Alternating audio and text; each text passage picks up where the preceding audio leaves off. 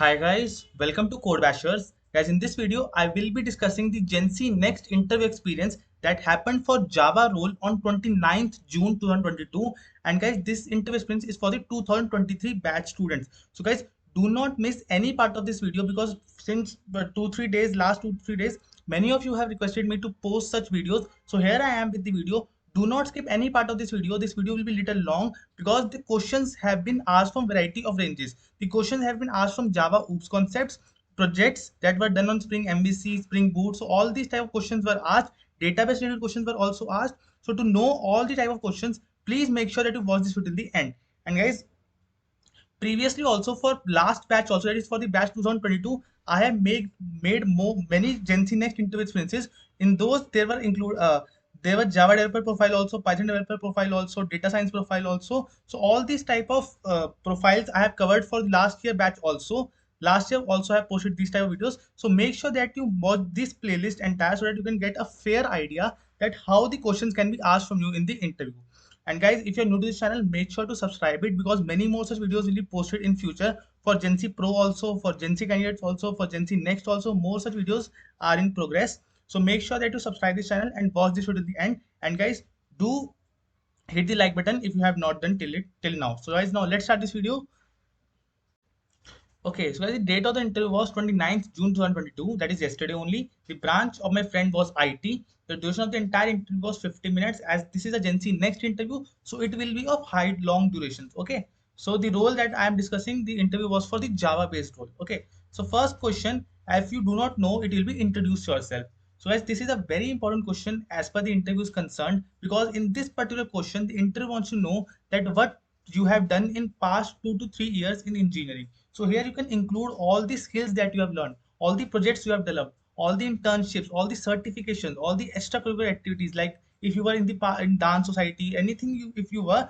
So you can explain, tell it all these things in the introduce yourself so that the interview gets the basic idea that what to expect from the candidate and what type of questions can be asked from him. Okay. So since it is a Java role, maximum questions will be from Java based skills only. So do prepare this question very well. Okay.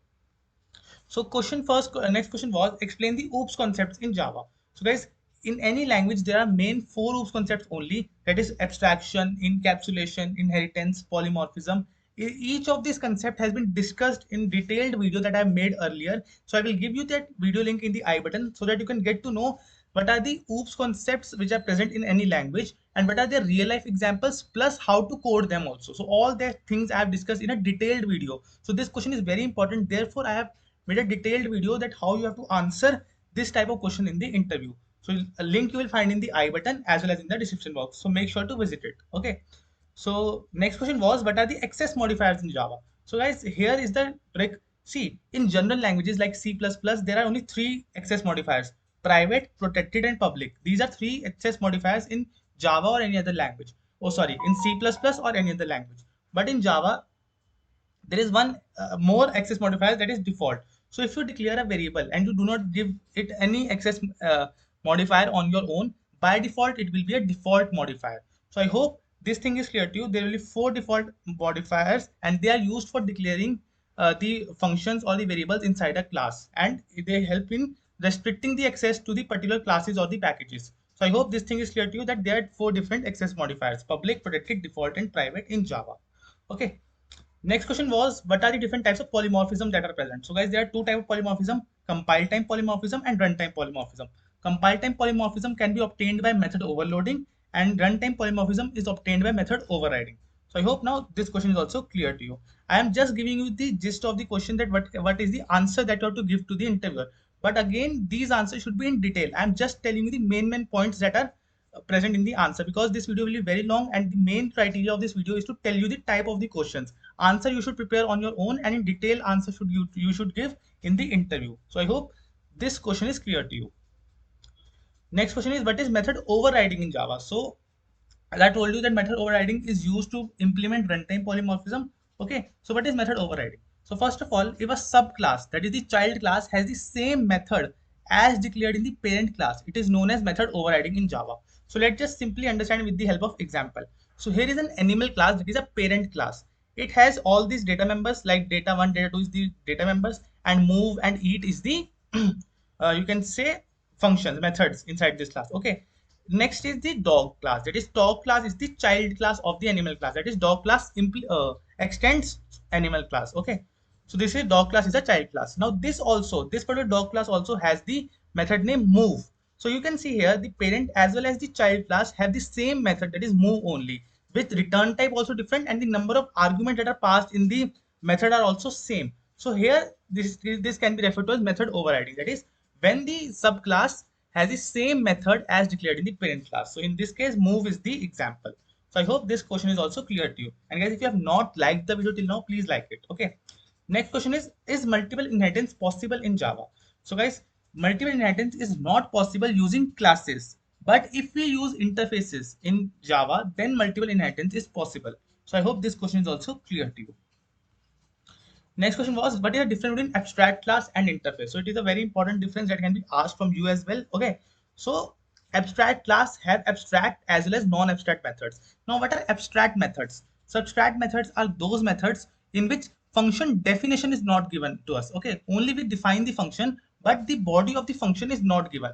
They are implemented in the child class like we have seen above. Okay. So in abstract methods are those methods in which the definition of a function is not given to us. Okay. So in abstract class, we can both have abstract methods and non-abstract methods. But in interface, we can have only abstract methods. That is the functions that we'll be declaring in an interface. They do not contain any body while declaring. Okay. So I hope this major difference is clear to you. Okay.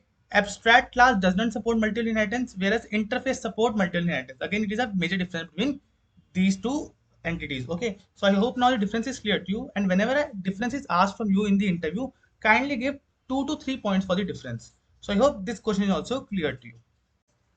Okay, so next there was a conceptual question that was asked from the candidate. That is, first of all, we have an interface P in which we have a function named public void help. Okay, I hope this thing is clear to you. Next, we have a class C that implements P. That is, P is the interface, and that class also have public void helper function. Okay, so I hope this thing is clear to you that we have an interface that is implemented by a class. We have an interface P that is implemented by a class C. So now, is this possible? Is this possible? That is PP, that is there is a reference of P, that is interface, and we are creating the object of C class. So is this possible? So what should be your answer? You can comment down. First of all, just I'm giving you 2 seconds, just comment down that what should be the answer. Is this declaration possible? Now I am telling you the answer that yes, this declaration is possible because this P is implemented by C. So here P stands for parent, and parent can come on the left side. So parent can add reference to the child class. Again, I am saying parent can be used as a reference to the child class. So here P is the interface and C is the object.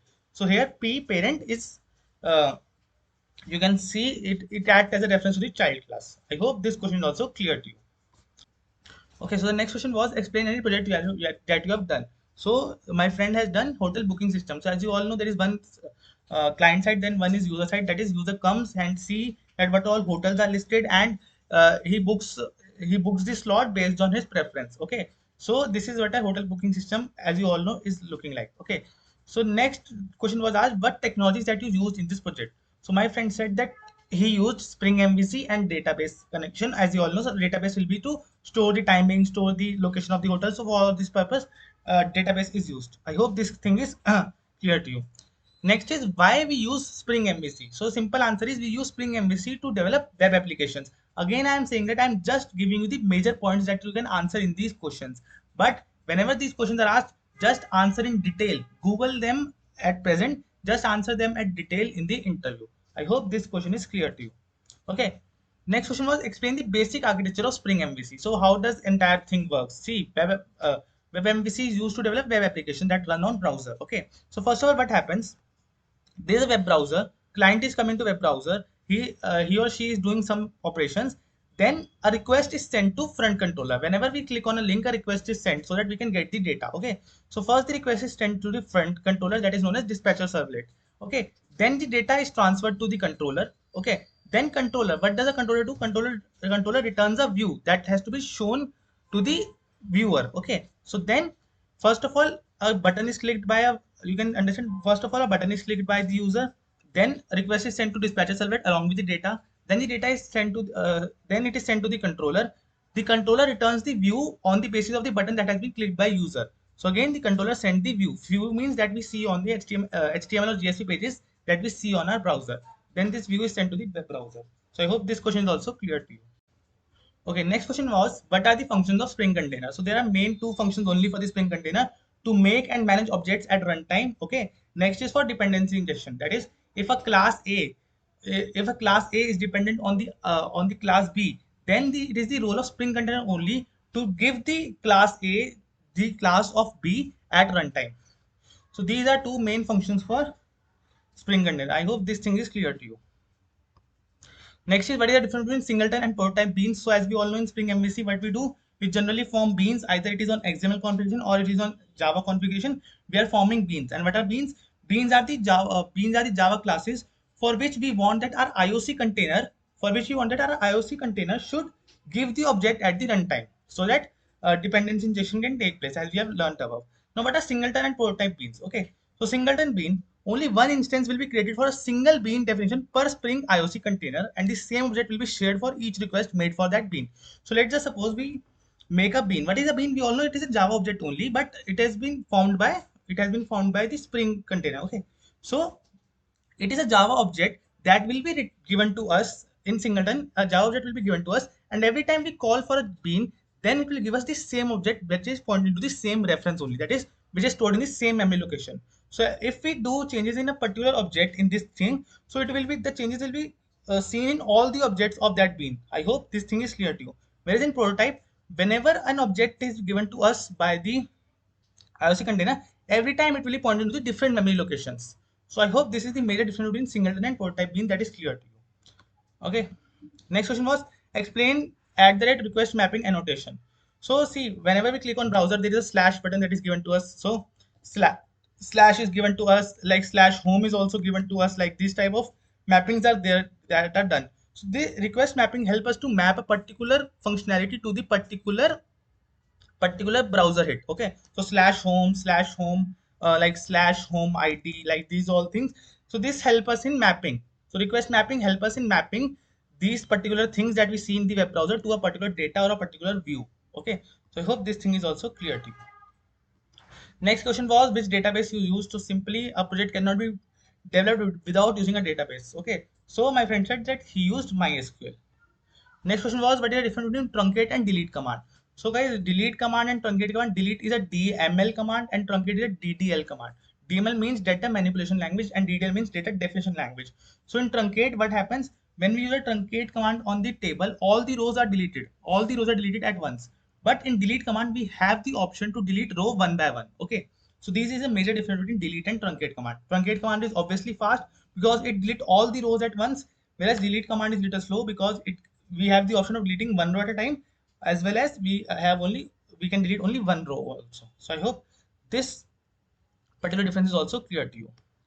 Next question are, what are views in SQL? So guys, for this particular question, I will give you the link in the description box because views cannot be explained in a single video. You must read articles for understanding views.